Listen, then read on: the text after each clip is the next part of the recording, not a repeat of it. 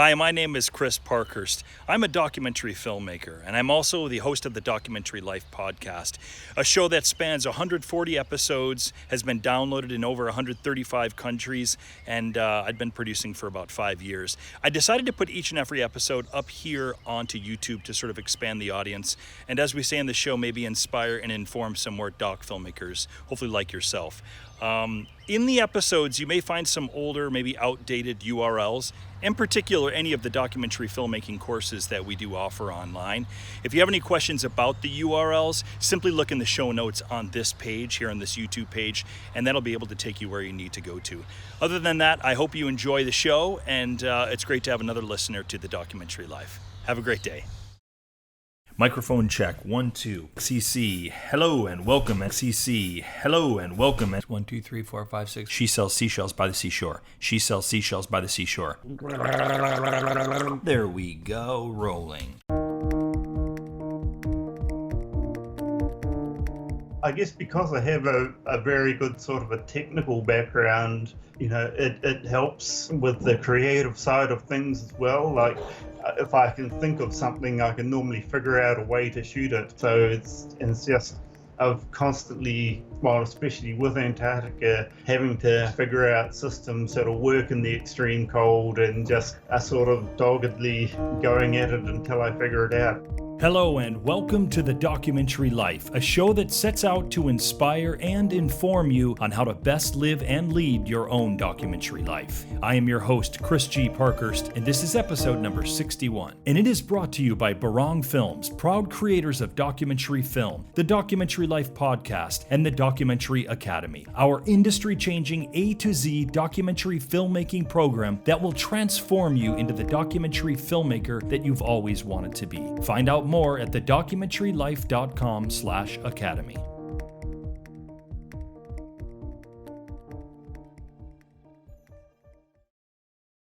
One of the really great things about this show is that we get to hear not only from doc industry people from all over the world, but we also get to hear from other doc filmmakers from all over the world who are telling the stories of the world. It's one of the things that has always excited me the most about the podcast.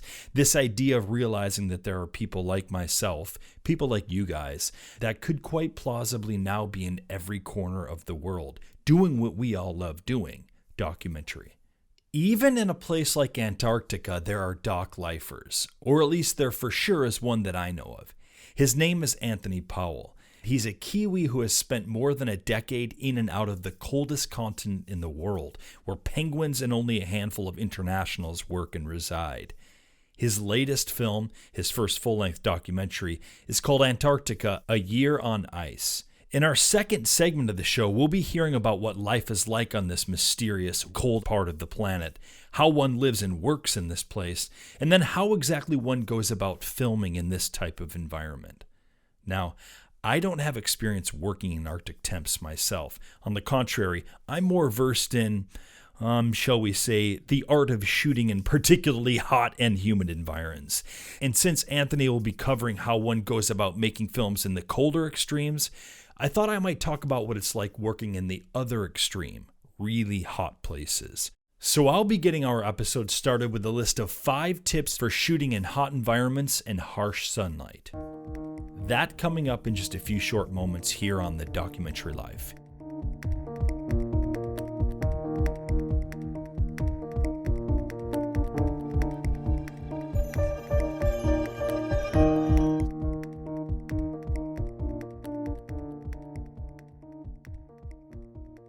Alrighty then, let's dive into 5 tips for shooting in hot environments and harsh sunlight, shall we? As is often the case with most of my lists, these are in no particular kind of order. Starting out with the first one, don't shoot in the middle of the day. Or if you have to shoot in the middle of the day, make sure you're indoors somewhere, preferably with some aircon, right? There are a couple of reasons not to shoot in the middle of the day, let's say from noon to about 2:30 p.m. For one, it will be your harshest time for lighting. Unless you're lucky enough to be shooting with cloud cover, you'll be working with blindingly painful sunlight, which will make exposure a massively tricky issue. Trying to expose someone against a bright and shiny sky at this time of the day is absolutely ill-advised. For example, at this time of the day, the sun will generally be straight up in the sky, wreaking havoc on your subject's facial features. It'll produce wicked shadows as well. And making matters worse, if you're working in a country where people's skin is darker in color, you'll have another issue you're fighting. And that is, in order to get their face exposed, you'll have to open your f-stops up quite a bit. The problem is, that'll then blow out or overexpose most everything around them. Of course, if you absolutely must be shooting during this time of day, you'll have to employ the use of ND filters. Many cameras now have NDs built into their cameras. However, your cameras like the DSLRs really don't, so you'll have to buy physical NDs for them. The NDs should allow for easier exposure, and if you're trying to create any sort of depth of field, these will be a must when you're in the outdoors. Without them, you'd have to close your aperture way down, which will then make your focal length that much bigger, putting maybe unwanted objects or areas in focus. Just remember, the NDs are not going to soften any of the unwanted shadows. The sun's harsh light at this time of day, it's going to create these no matter what, so you do want to be aware of that. The long and short of this is, when shooting outdoors, if it's possible, you should be planning your shooting during the mornings and later afternoons. Those times will give you the best opportunities for shooting good footage. Maybe when you pause from your shooting day, just take a long lunch during this time. When we'd be shooting rice farmers in Indonesia or Cambodia, this was the time of day the entire crew would take an extended break. And I'm talking about the crew, meaning the rice farmers. They certainly didn't want to be doing manual labor outdoors, during this part of the day. They'd take a lunch and then a nap before getting back to it. Why not do the same? Wait, did I just recommend a nap on a shoot day? I think I did. Number 2, keep your camera cool. A couple of weeks ago, I came across a pretty humorous photo that I shared in the Dockland community forum. It was taken of myself and my crew filming in Cambodia.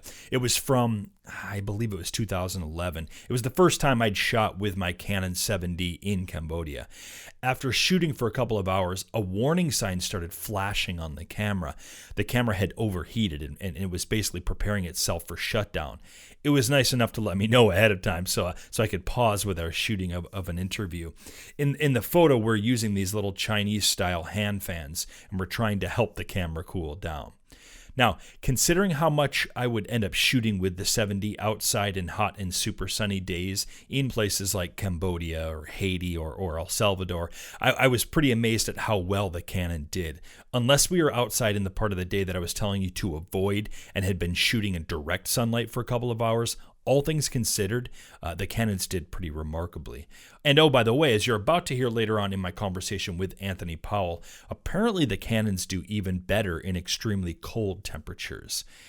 Anyhow, this is not meant to be a Canon influence moment, although I suppose it certainly sounds like that. What I'm trying to inform you of here is to be aware that your camera will eventually shut itself down if it gets too hot. Now, this isn't a terrible thing that it's shutting down because basically something has triggered it to protect itself. And so it's not going to allow itself to function again until it's good and ready, which generally means that it's had a break from the hot temps. What you can do is keep your camera in the shade whenever possible. If you're outdoors shooting in direct sunlight, keep the body shaded, even if it means draping a piece of cloth over it. And whenever you're not using the camera, turn the power off. Even if you're not actually shooting with it, having the power on, it creates heat, which is what you're really trying to minimize here. Your camera will stay cooler longer, and as an added bonus, your batteries will stay juiced longer. So keep that camera cool, Doc Lifer. You don't want to be on a shoot without, a working camera. Number 3, wear appropriate clothing. Another thing that's a must when working in extremely hot and sunny environments is your clothing. I should say proper clothing. Don't just automatically assume that because it's a beautiful, hot and sunny day out, you can just roll out there with your short sleeve t-shirt and a pair of shorts. Depending on the culture you're working in, shorts like this may not even be acceptable or appropriate clothing. Or wearing a cotton t-shirt, it can actually be a really sweaty thing to do. A loose-fitting button-up shirt might be a better choice. And added bonus, you'll look a little more professional. You might even look British doing this. I had my fixer in Haiti once inform me of this. He said to me, "You look British today, Chris." I asked him why he said this, and his reply was, "Today you are wearing a nice shirt with buttons. That's British. Yesterday you wore a t-shirt. That's what Americans like." Ah, the world's perception of one another. Isn't it great? An accoutrement of choice for me now is to wear a shirt that will wick the sweat away from my body. For anyone unfamiliar with the term wicking, wicking essentially works by utilizing a thing called capillary action. The fabric is made up of these tiny tubes that it'll move it up into the fabric and away from the body. The idea is similar to a candle's wick, which draws the wax up the wick to the flame to be burned. You can get clothing that'll do this wicking nowadays at any outdoor goods store. I own a few pairs of shirts and a couple of pairs of pants that will do this. Number 4, wear sunscreen. And speaking of wearing the correct clothing, I'd like to now tell you a little story. I once wore a pair of flip-flops when I was shooting in Cambodia. Talk about rookie mistake. Now, yes, this seems like a no-brainer. I get it. Why would anyone ever wear flip-flops on a job or a shoot? I once was working on a commercial gig, and one of the PAs came to set wearing a pair of stylish flip-flops. She was promptly sent home for a change of footwear, which makes sense, right? You're working around heavy and serious gear. Even C-stands could crack your toe if you're not wearing some kind of shoes. But I was in Cambodia. We weren't operating with any grip and electric or anything like that. We were just outside roaming around the countryside getting some nice B-roll. Flip-flops or sandals are like the choice of footwear in that part of the world. So I figured, why not do as the Cambodians do? And everything went fine during the day. Nothing fell on my toes. I didn't step on anything sharp. But later on when we got back to the hotel and I'd showered, I'm realizing that the tops of my feet have started burning. I looked down and to my horror, they're beet red. They are badly, badly sunburned. Now, you should know that as part of my morning ritual when shooting in hot and sunny places like this, I always apply copious amounts of sun protection before heading out for the day. It's not even a question of whether to wear it. It's just a question of how much. The problem that one particular day is that I forgot to put sunblock on my feet. Why wouldn't I have forgotten? I'd never had to do it before because I'd always worn shoes or boots outside. I'd never had to think about putting any kind of sun protection on my feet. I tell you this story not only to illustrate the necessity for wearing the proper clothing, when shooting outdoors in the heat and sun, but to also stress the importance of good sunblock when working in the outdoors. Always wear sunblock when you work outside, and always remember to bring extra sunblock with you if you're somewhere far from home. It may be really expensive to buy, or worse, just not available anywhere. The last thing you want is to have to be working with a really bad sunburn. It can be extremely uncomfortable, and it can increase your dehydration, which is also about the last thing you want to be happening when working in the intense sunlight and heat. Now, my final tip is to bring a reflector. A piece of gear you'll want to remember to bring with you that's going to help you when working outdoors in the sunlight is a light reflector, and preferably one that will not only reflect light for you, but will also have a diffusion option as well. Oftentimes, one side of the reflector will be made of reflective material, while the other will be made of a diffusion type material. The reflector side will allow you to direct some fill light where needed. So when you're out working in the sun, you might need to fill in some of those harsh shadows. That's where you'll want to have a reflector on hand. Either someone can be holding it while you shoot, or if you're shooting an interview outdoors, you can usually rig the reflector to a tree or lean it on a post or whatever, since the movement of your subject on camera will be pretty minimal. Again, the reflector will allow you to fill in those unwanted shadows that may be created by the harsh sunlight conditions. It works the same way as a simple bounce card would in the studio. And the diffusion side will allow you to sort of soften or diffuse some of that direct sunlight on a wider area. So if you're shooting an interview in the outdoors, you might have someone hold up or find a way to rig the diffusion above the subject. It will be placed between the direct sunlight and the person. This will help ease the harshness of the sunlight and kind of allow the light to fall on your subject a little more evenly. So make sure that a reflector is part of your kit when you travel to a particularly sunny setting. Let's go over that list of 5 tips for shooting in hot environments and harsh sunlight one more time. 1. Don't shoot in the middle of the day. 2. keep your camera cool. 3, wear appropriate clothing. 4, wear sunscreen. And 5, bring a reflector. I'll make sure to post this list up in the show notes for this episode if you'd like to see it written out. Show notes for all episodes can be found by visiting our website at www.thedocumentarylife.com. Now that you're no doubt all hot and bothered from my segment on shooting in the heat, let's cool it down a bit with our conversation with Antarctica documentary filmmaker Anthony Powell. I am your host, Chris G. Parkhurst, and this is The Documentary Life.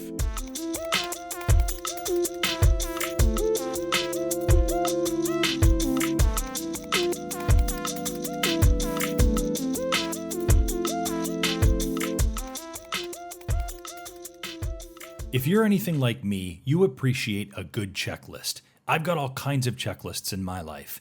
Every night, I'm creating my to-do list for the next day. Whenever we go camping, I have a camping checklist. Whenever I go out on a shoot, I have a checklist with all of the gear, shots, and B-roll that I'll need. So one day, I thought to myself, why not some kind of checklist for doc filmmakers? And so I came up with one. It's called the Documentary Filmmaker's Essential Checklist, and it's completely free to any doc filmmaker who wants to learn the essential aspects of making a documentary film in the modern day industry. I am all about empowering documentary filmmakers, and this course does just that. It is my sincere hope that this free course will help make your doc film's journey truly the exhilarating and rewarding experience that it can and should be. Enroll today for free by going to thedocumentarylife.com/courses.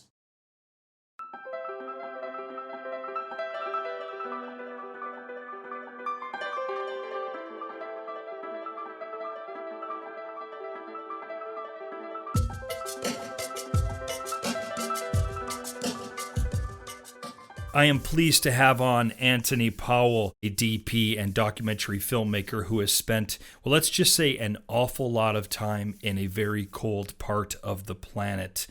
Anthony Powell, it's an honor. Welcome to the program. I am absolutely glad to have you here and very eager to get into our discussion today. Okay, thanks, Chris. Glad to be here. What came first for you, Anthony? Antarctica or documentary filmmaking? In my case, it would have been Antarctica. Like, I was always interested in cameras and photography, but it never really became a really big part of my life until I started going and working in Antarctica as a communications technician. So I was just going down there and just having all these amazing experiences, and especially spending the winter there, because you see a lot of photos and films about scientists doing their research in the summertime, but the skeleton crew that stays there over the winter, you just don't generally hear about that. And it was a story that had never been told, and I was just having these amazing experiences, seeing these amazing sights, and just felt that no one had ever really told that story. And I just felt driven to sort of try and capture that and convey that to the people back at home and to the wider world in general. Paint a picture of what Antarctica is all about in terms of a human perspective. Who exactly is down there, and what are people doing? Yeah, it's interesting because when you talk to people about Antarctica, in all news stories, you always see scientists in Antarctica doing whatever research, but realistically, scientists are actually fewer in number than the rest of the workers who are there just to keep the places going. So just to maintain a research base in Antarctica, you need the cooks, you need the cleaners, you need the mechanics, the electricians, the communication technicians, the field guides. There's just this massive infrastructure just to support a few scientists to do their research. So there's an awful lot that goes on, and during the summertime at the South Pole is opposite to the northern hemisphere. So our typical summer season runs from October through to February, and that's probably when 98% of the research happens, and it's 24-hour sunlight in the middle of summer. People are just going full speed, non-stop, getting all their research done. And then over the winter, we basically just drop back to a skeleton crew, and we're doing maintenance, keeping the base going.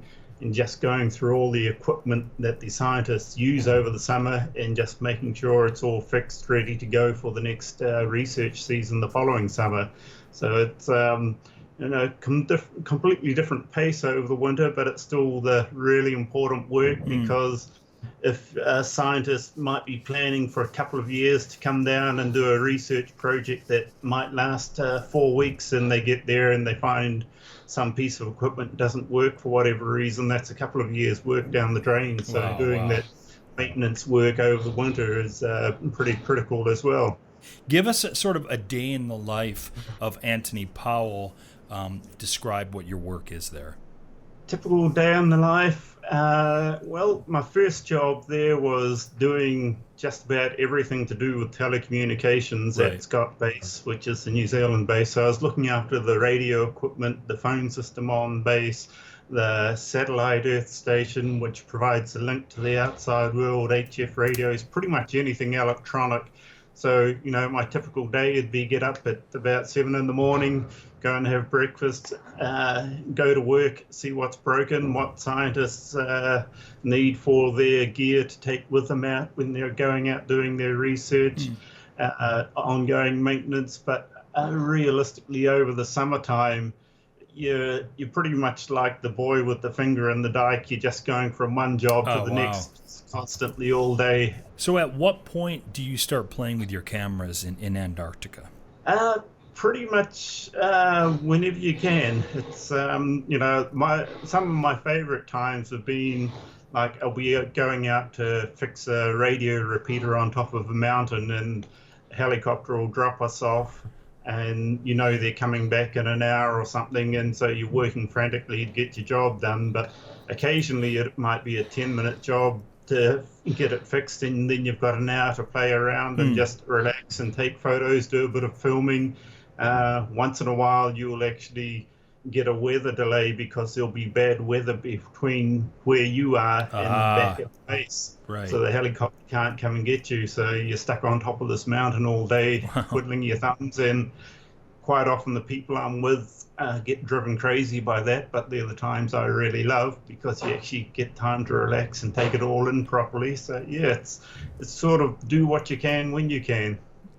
At what point do you start thinking that making a documentary film there in Antarctica is something that you might like to do? It was kind of a progressive thing for me. I started out shooting a lot of time-lapse pretty early on. Okay, I kind of assumed that, yeah. Yeah, I was one of the first people to start shooting digital time-lapse. I had the idea for it when digital cameras just got to the point where when the cameras were getting up around 5 megapixel, I thought, these pictures are actually good enough to hold up as a still frame on a movie screen. So, and I'd always been fascinated by time-lapse since I saw the original 1960 version of the H.G. Wells's The Time Machine on a Saturday afternoon on TV as a kid. And I was just fascinated by the time-lapse shots and that. So when the digital cameras came along, I thought, well, this is an affordable way to be able to actually do it and get something that'll be good enough to hold up on a movie screen. So I just started experimenting and building my own timer controllers from my electronics background. And just over a period of a couple of years, got much better at it, figured out all the comings and goings and how to power the cameras and the shortfalls, and just sort of grew from there. And I was shooting time-lapse for probably about 5 years before I felt that I really had the landscape captured reasonably well. And kind of progressively over that time, I thought, yes, there's actually enough here to make a feature-length film out of. And then I spent the next couple of years after that, once the video technology had caught up, shooting with a lot of it. I shot the video on the Canon 5D2 and a couple of other cameras as well, because it was nice and portable. I could just put it inside my jacket and film on the fly when I was going out doing other work. And and Anthony, when did you start talking to people? When did you start actually recording interviews on camera? And what was that like for you the first time you started to do that? Yeah, that was interesting because it was basically about the last 2 years before I put the film out. I started recording people and concentrating on the people story to go with the visuals. And initially, I just put up a notice on the local notice boards at both Scott Base and McMurdo Station and said, hey, if you want to be on camera, I'm working on this project, let me know. And it was, I had about 15 people that I lined up and recorded, and for the sake of getting things condensed down, I ended up cutting a bunch of them just for to make things fit the narrative a little bit better, not have too many faces. And a lot of people have commented to me how they were really impressed at how open people were on camera to me. I guess that's because I knew them all personally and they felt safe just saying exactly what they thought. We're going to open the door right now. It's a little bit like opening up the door to another world. Are you ready?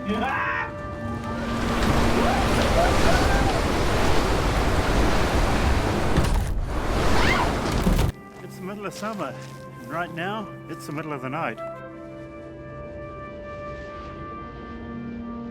It's the middle of winter, and right now, it's the middle of the day. The film is Antarctica, a Year on Ice. There's a woman in it who says, her quote is, "I wish I could share what it looks like with people because most will never see anything like this." You have done exactly that with your documentary. Was that always your intention, to show people the things that you and the few people on this planet were seeing? Yeah, that was a really big part of it because it's just so hard to convey in words or even still photos. It's just something that's really hard to capture. That's one of the things where I found that time lapse came handy because it just sort of conveyed a lot more of that sense of grandeur. It sort of conveyed what you were feeling, not necessarily seeing with the naked eye. Right. It seems like we have a mutual colleague, fellow Kiwi filmmaker Costa Boats, and I have to tell you, I did not discover that you guys knew one another until the end credits of the film, and I understand that he was involved in some consulting capacity, and after I realized that, I reached out to Costa, who we've had here on the show. If I may, I'd like to read something he said about you, Anthony, that I think is really great, and apparently it describes you quite well. "Yes, I do know Antz, a fine proponent of the Kiwi DIY ethic. He did some extraordinary things to get his film made, and even more extraordinary things to get it out into the world and seen. A very nice, down-to-earth guy. Possibly an archetype for indie doco filmmakers of the next couple of decades." Wow. Anthony, I have to ask you, what is an archetype for indie doco filmmakers of the next couple of decades? What do you think Costa means by that? Yeah, I'm not sure. It's a great sentence, right? Yeah. I am very self-sufficient in a lot of ways. Yeah. Just willing to, because I have a very good sort of a technical background, it helps with the creative side of things as well. Like if I can think of something, I can normally figure out a way to shoot it. It's just, I've constantly, especially with Antarctica, having to figure out systems that'll work in the extreme cold and just sort of doggedly going at it until I figure it out, and just sometimes there'll be a particular shot I want and it's taken me a couple of years to get it, just through trial and error, that sort of thing. But and I assume he's also referring to here, sort of the obvious when you're in a place like Antarctica, and anyone who sees this film, you are in the film, and so we can see you a little bit here at work, and your voice is obviously present throughout, but it's obvious that this is a DIY sort of film in that there's no crew there working with you. This is you, and you are making the film about your observations of Antarctica through not only your voice, but the testimonials, of course, of the people that you're subjects of your film. But I assume he's also, when he's talking about, I guess, this archetype for indie doco filmmakers, you are doing everything, were you not? Yeah, so when it came time for post-production, initially I'd approached the guys at Plan 9 who did the music. Right. Great name, by the way. Great bunch of people to work with, because they'd actually just responded to one of the clips I had up on YouTube. And I went to their website and looked at some of the stuff they were doing. I thought, well, these guys could be a good match. So I just sort of wrote to them and said, hey, you guys interested in collaborating on this project I'm working on, looking at doing a feature film about Antarctica? And they were really keen. They thought it was a great idea. So then, of course, they knew people like Costa and Chris Todd, who worked in the same building, was the dialogue editor. And then, of course, contacts with Park Road Post over the road, and Tim Preble, who did the sound design, also worked in the same building at the time. And basically, once they all saw what I was up to, they were all keen to jump on and help. Right. So it was interesting sorting out the funding, because I did a Kickstarter campaign initially. Okay. And that, plus my own money putting in towards it, that got us a 2-hour cut with a basic stereo soundtrack that was pretty good. Yeah. And then I was able to take that to the New Zealand Film Commission, and once they sat down and watched it, they gave us additional funding to be able to get it down to a 1.5-hour cut, and then get a proper surround sound and color grade. And Park Road Post, which is of course Peter Jackson's post-production company, right, they saw what we're up to and they were keen to help out. So they gave us pretty good rates to basically get the full surround sound mix and color grade. So we had Academy Award winning sound mixers working on it. It was just a great experience. In the film, there is, early on, there's a montage of you prepping gear for filming in Antarctica. Tell us why don't you share with my listeners, what are the considerations that you had to make, and what's the gear that you packed, and then maybe a little bit of an idea of what you had to modify when going back into Antarctica to do this film. Yeah, a big thing about working in Antarctica is a lot of the time you're very limited on the weight you can take with you, the amount of equipment. So if you're flying somewhere to the top of a mountain in a helicopter, you literally just got what you can put in a hand carry bag, one little bag, or even hang around your neck. So there's no massive tripods and sound systems. You're very limited on your lens choices, just a couple of lenses with you, that's it.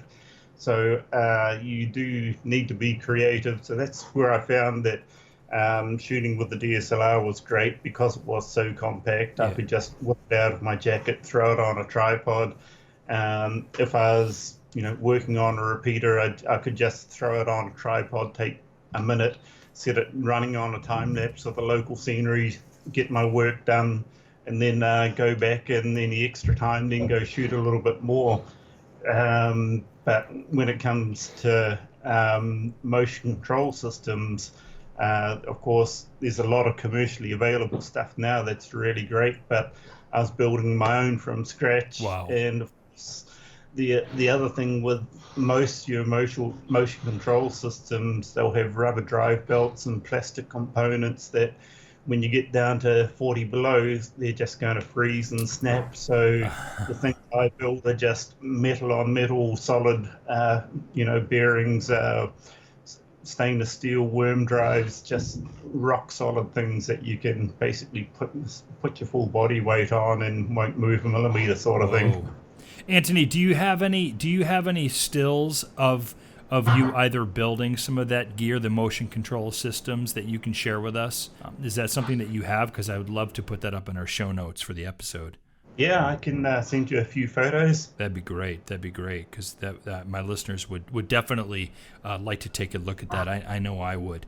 Let me ask you this: what were you doing in anticipation, or did you have any sort of backup for if some of your gear goes down? Like what if the DSLR goes down? What if your Zoom recorder goes down? What are you doing? What did you have anything as a backup, or were you going to rely on your electronics knowledge? It was a combination of both. Like the equipment I built myself, it was pretty easy to do repairs for me. But Yeah. for the likes of the DSLRs, I generally broke one or two cameras a year just through either wearing out the shutters from the time lapse or just general abuse of having them, take a dive in the rocks or something when a storm came up or whatever. And there'd be quite a few times Yeah. I'd leave them out overnight doing a time lapse shot, and a storm had come through, and I'd be digging it out of a pile of snow in the morning. But Whoa. most of the time it's fine. You just brush it off, take the batteries out, and let it dry for a couple of days, and it's Wow. fine. Wow. That's amazing they could take that kind of beating. Did you have backup cameras with you? And I'm asking this because, I mean, what's the situation for you, Anthony, if a camera goes down and you can't repair it yourself? I don't know what, if any, kind of postal service you guys have there. So it's not as if you can just send the camera back for repairs and work in that fashion, right? No, well, especially over the winter time, Yeah. we've basically got 6 months where we're completely shut off, no plane flights in or out. So pretty much what you've got is what you're stuck with. So typically I'd take about 4 DSLRs with me for the winter, and then just go from there. And I certainly intentionally got to the point where I'd do riskier and riskier things because I found that, although occasionally I would destroy a camera, Yeah. maybe after the 20th time of doing something semi-dangerous with it before you destroyed it, but you'd end up, the shots you got from it would be worthwhile. It reminds me of a time I was working on a TV series in that was being shot in Portland, Oregon. And I remember, and this was shortly after the DSLRs really became a big thing on the filmmaking scene, and the TV show was all shot with red cameras, and there was one particular scene where they needed to blow up a particular part of a building. And as part of production costs, they essentially bought 20 DSLRs, loaded them up with media cards, blew up the building. None of the cameras, of course, survived, but the cards all did, and so they got their footage from the inside of that room. And I thought, wow, this is where that's headed. Yeah. But of course, since then you've got the various action cams and stuff that are starting to get pretty good now, so you can substantially reduce the financial risk there. Exactly. Anthony, tell me something as a doc filmmaker that we wouldn't necessarily know about filming in Antarctica. And maybe it's something that you discovered while you were there and wished that you had known prior to going back. The biggest thing is battery life over the winter. Like summertime in the area where we are, the temperatures are typically around about freezing, but over the winter we're dropping 40, 50, 60, 70 below in the peak of winter, and around about 40 below, which is the same in Celsius and Fahrenheit, is really the crunch point for a lot of the equipment. Most cameras will handle 40 below if you've got a good power supply. The batteries, some cameras, as soon as you get a little bit below freezing, stop working, but then there's a bunch of cameras that are still good at 40 below. Like I found that my 5D2 was good at 40 below. I've just spent the last year at Scott Base as a full-time filmmaker, and I found that the Panasonic cameras were really great at 40 below. They work just fine.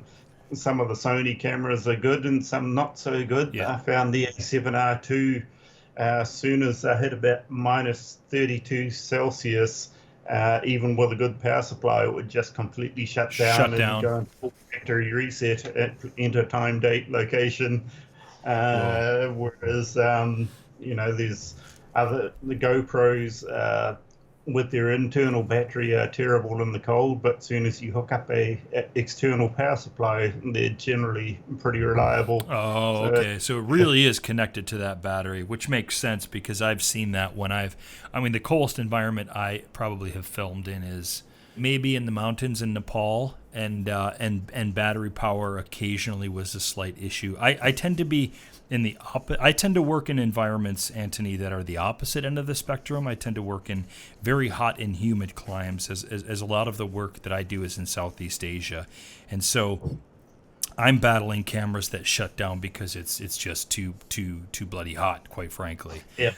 So I haven't really worked in I haven't really filmed in too many cold environments other than, like I said, up in the mountains in Nepal. I guess one of the other things I found out reasonably early on was I had to actually spend money on good quality lenses because it's like your typical kit set lens that comes with a camera. A lot of them will go out of focus and start distorting quite badly with their chromatic aberrations. Yeah, right. Because the cold will actually just deform the lens, especially with the plastic housing, and just puts everything out of focus and starts doing weird things. Whereas if you spend the money for the professional grade lenses with the full metal housings and everything, they're pretty reliable over the full temperature range.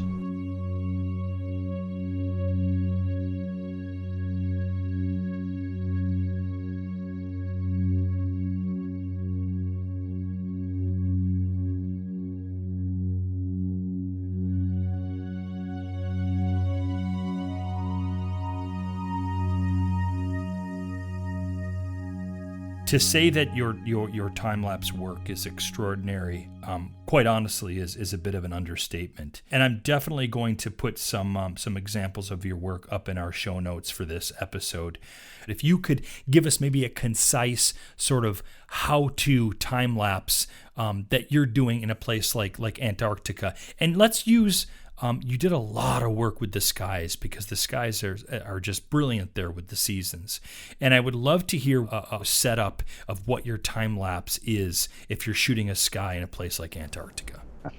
So I guess the main thing I would do would be actually just to stop once I got to the location, pick out the shot I want to do, but then just observe it for about 10 minutes and just see what's going on. How fast the clouds are moving, what's in the shot, and then a lot of local knowledge comes into play as well. Like the more you know an area, the better you'll be able to get the shot. So like I know from experience that the smoke plume coming out of Mount Erebus, if I shoot that at 4 or 5 second intervals, it's going to look good. If a lenticular cloud is blowing off the top of the mountains, typically about 10 seconds is good. If I'm tracking the sun going across the sky with a wide angle lens, I might go for 30 seconds or even a 1 minute interval if I want to do an extra wide shot. So a little bit of experience is involved, but then like knowing things like the local tide cycles for the sea ice moving up and down with the tide. So it's just lots of local knowledge, and then just observing the scene and seeing how fast the clouds are moving. If you can discern visible movement over a few minutes or if they're barely moving at all. So a lot of that will play into the interval for the time lapse, which is a huge requirement.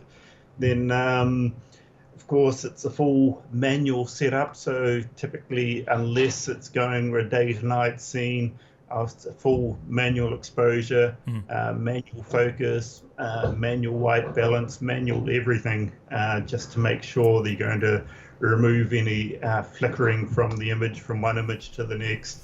And then I'll also normally shoot slightly wider than what I want in the final picture, because a lot of the time I'll find something will happen in frame that will slowly move to the edge of the shot. Yeah.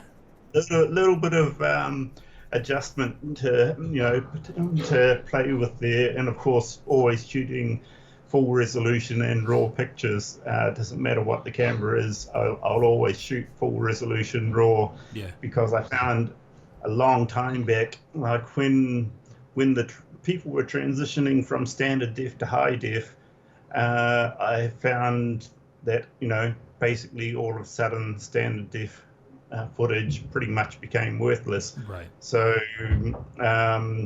and I could see that eventually down the road that was going to, upgrade to 4K. So, since about 2008 onwards, I've always shot full resolution raw footage, and all that footage from the last 10, 12 years I've got now is still can be updated to 4K footage and retains its worth. Okay. And again, if you have any stills of maybe a still of your time-lapse setup, I would love to use that in the show notes for the episode as well. So let's talk for a minute about how one goes about actually filming in a place like Antarctica. If one of my listeners, for instance, they have a great idea, a great story that they want to film in Antarctica, how does that work? Like, do you have to be sponsored by a country or an agency? I mean, I assume this is that there's a process here.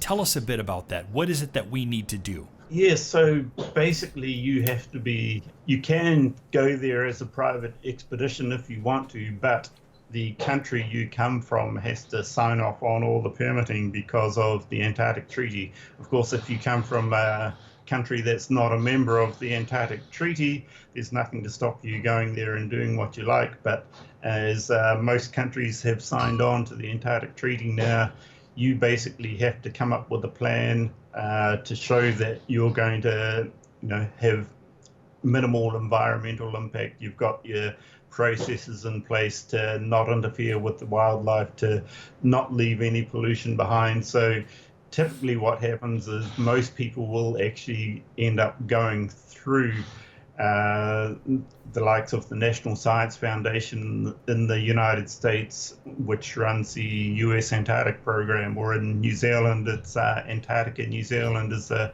government department which runs Scott Base. So that's your normal application process. And they have programs in place that actually support artists and writers, and they also have media grants, which typically are non-financial. It's just purely logistical support to get there and go and film. And they'll put out releases once or twice a year saying we're now accepting applications. So it's like in the United States, if you search for the National Science Foundation Artists and Writers Grant to Antarctica, I actually went down for a summer season on that, where I actually filmed a lot of the summer footage for my movie, because at the time I was doing back-to-back winters working at McMurdo Station, and that allowed me to round out the footage for some of the summer projects. And in this last year, I've actually just spent the year at Scott Base in Antarctica as a full-time photographer, filmmaker. I came up with a proposal to do some work for them as well as film for myself, and yeah, that was a great experience as well.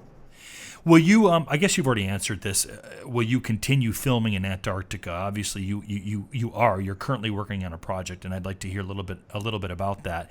But I'm curious if you think about documentary filmmaking and stories outside of that continent, or if that's where you want to be telling your stories. Yeah, I definitely have a lot more stories that could be told from Antarctica. A lot of it. More the nature wildlife side of things, but lately also been getting a lot more into supporting scientists through visual means. So like I've just been building some equipment for the University of Canterbury to help them to document wildlife over extended periods of time. Wow. So like building up solar power supplies and then camera systems that can record high-def video for weeks on end, non-stop into a local hard drive in a box kind of thing. So, you can it can then sort of double up as being both footage that is helping with the research, documenting what the wildlife is doing, but then also can just help with the storytelling documentary medium from my point of view. So it's kind of a win-win situation. A lot of what we've talked about really kind of really does describe what Costa, how he referred to you as a fine proponent of the Kiwi DIY ethic, and I wonder if do you do your sort of research, like how much are you watching documentary films, Anthony, and how much are you actively seeking and trying to learn information outside of the technical aspects, say something like storytelling? Are you actively trying to learn to become a documentary filmmaker, a better documentary filmmaker in that way? Yeah, I'm definitely trying to learn more about the storytelling side of things, which I have been trying to focus more on. One of the things I intentionally did when I made my film was when I got Simon Price on as an editor. I think that was key because he was able to look at my footage objectively from a point of view of someone who knew nothing about Antarctica. Right, Costa mentioned Simon in the email. That's right. And, getting him to look at that and being able to just sit down and say, okay, no, I'm not interested in that. That means nothing. Or occasionally, we'd go back and forth and I'd explain it. Then he'd go, oh, okay. Then we'd put it into context and he'd be able to, get that in the... Are you building some sort of components back there right now? It sure sounds like it. Yeah, that's guys with the... scaffolding who have just put the new roof on the house here. Okay, I thought maybe there was just a new device that you were constructing already in the course of time of this conversation. I thought, wow, man, I would love to get some photographs of that and see that work. Yes, they're progressively moving around the house, and they've just got right outside the window here now. Yeah, nice. Well, we're right on time then. Oh man, Anthony, it's been a great conversation. As we wrap up here, are there any sort of parting words of wisdom that you might have for a documentary filmmaker that's working in an environment, something like a place like Antarctica? What's something that comes to mind that we should know? I guess for me the biggest thing is persistence. Keep at it. Just keep at it, figure it out, and take the time to stick at it. The man is Anthony Powell, and his film is Antarctica: A Year on Ice. Anthony, thank you so much for agreeing to this conversation. It's a wonderful film. I'm so glad that I saw it. I feel like I know something about that continent. Absolutely, I know that I know something now that or many things that I never did before. I have a different appreciation, and I'm sure that's a part of, as a doc filmmaker, that's what we often set out to do, is to enlighten people on a part of the world or a culture or people that are doing something that we might not know about. And I can't thank you enough for coming on the program today. Yeah, my pleasure. See you, Chris. Bye-bye.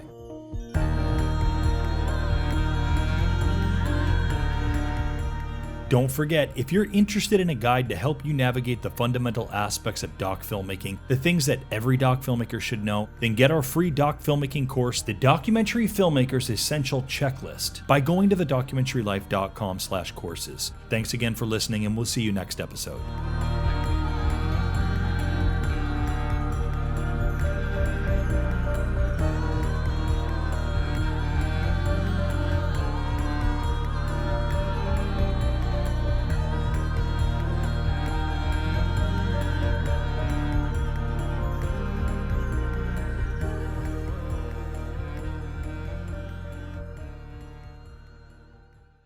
Thanks again for listening to the show, and remember to like and subscribe to this channel. Also, remember, for any of the URLs that may or may not be outdated, and you want to get the most up-to-date information, perhaps for the documentary filmmaking courses, for the blog, for other episodes, just go ahead and check in the show notes below on this YouTube page, and that'll give you the correct URLs to use. Thanks again. Have a great day.